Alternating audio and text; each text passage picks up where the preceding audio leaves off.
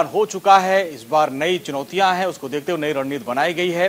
ज़्यादा से ज़्यादा आप डिजिटली चुनाव प्रचार करिए। और बीजेपी के बारे में कहा जाता है कि उनका आईटी सेल काफ़ी मजबूत है। उसके मुखिया हैं अमित मालवीय, और उनकी क्या रणनीति रहेगी चुनाव को लेकर, उनसे खास बातचीत की हमारे संवाददाता दीपक चौबे ने। सुनिए चुनाव को लेकर क्या उनकी रणनीति है। 5 राज्यों के चुनाव की घोषणा हो गई है। अब ज़्यादा से ज़्यादा डिजिटल हुआ, क्योंकि कोरोना को देखते हुए चुनाव आयोग ने भी एक निर्णय लिया है। हमारे साथ बात करने के लिए BJP IT head Amit Malviya ji हैं, हम उनसे बात करेंगे।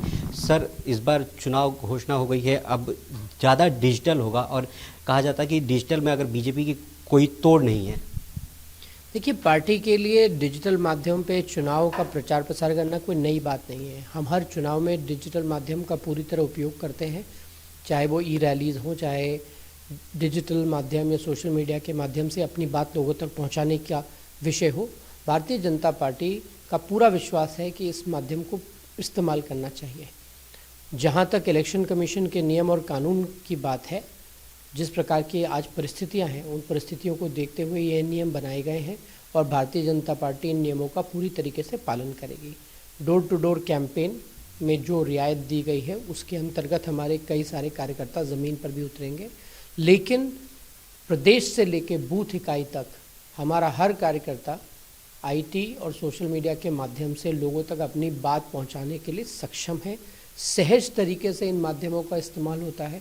आने वाले दिनों में आप बड़ी ई रैलीज देखेंगे। हम पहले भी इस प्रकार की रैलीज अन्य प्रदेशों में कर चुके हैं, जहां लाखों की संख्या में लोग इन कार्यक्रमों से जुड़े हैं।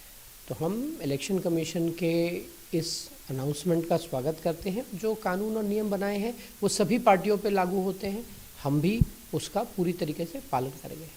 पर अगर बात की जाए तो अखिलेश यादव एक आपके ट्वीट का हवाला देते हुए कि आप भ्रम फैला रहे हैं और उस फोटो में कोई और था। हार के कारण अभी से ढूंढ रहे हैं अखिलेश यादव। 10 मार्च को जब परिणाम आएगा तब उनको पता चलेगा कि जनादेश उनके पक्ष में नहीं है।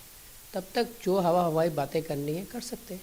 अभी उन्होंने एक बाइट दिया और कहा है कि बीजेपी इस बार यूपी में सफाया हो जाएगी। 10 तारीख का इंतज़ार करना चाहिए।